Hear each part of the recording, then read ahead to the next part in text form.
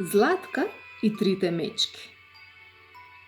Си беше еднаш едно семејство мечки. Татко мечок, мајка мечка и мало мече. Едно утро, мајката мечка подготви вкусна овесна каша за појадок, но бидејќи беше премногу врела кашата, таа рече: "Зошто да не одиме на прошетка додека да се излади кашава?" "Одлична идеја," се согласија мечокот и мечето, па така ја оставија вратата подотворена и заминаа во шумата.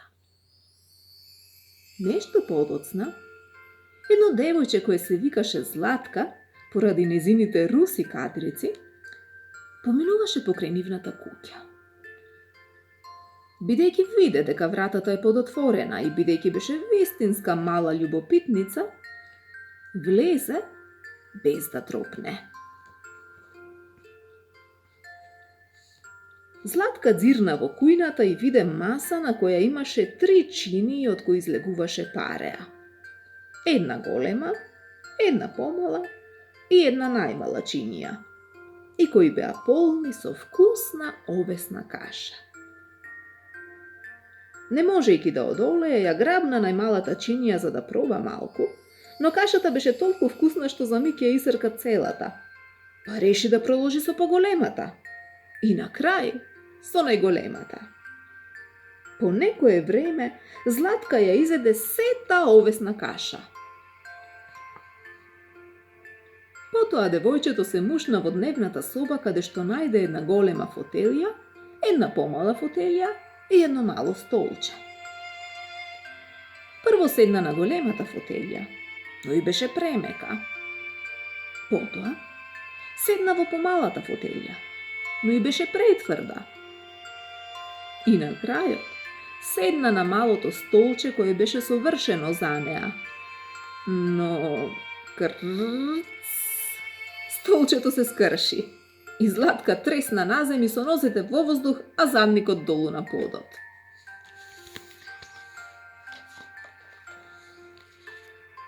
Се уште љубопитна, Златка се качи на горниот кат каде што најде 3 кревети. Еден голем, еден помал и еден најмал. Бидејќи беше малку изморена, легна на големиот, па на помалиот кревет, но и двата воопшто не и беа удобни. Третиот, најмалиот кревет пак, и беше толку многу удобен, што само што легна, ги затвори очите и заспа. По еден час трите мечки се вратија дома и кога ги видоа празните чинии и скршеното столче, се запрашаа кој би можел да го направи тоа. Бараа насекаде низ куќата и на крајот влегоа во спалната соба во која Златка мирно си спиеше. Малото мече извика: "Видете, таа го сторила сето ова, а потоа заспала во мојот кревет." Девојчето наеднаш се разбуди и кога погледна наоколу почна да вреска: "Помош! 3 страшни мечки!" Потоа јурна по скалите надолу, излета од куќата, оставајќи ги зад себе 3 добродушни мечки, кои никогаш повторно не ја видоа.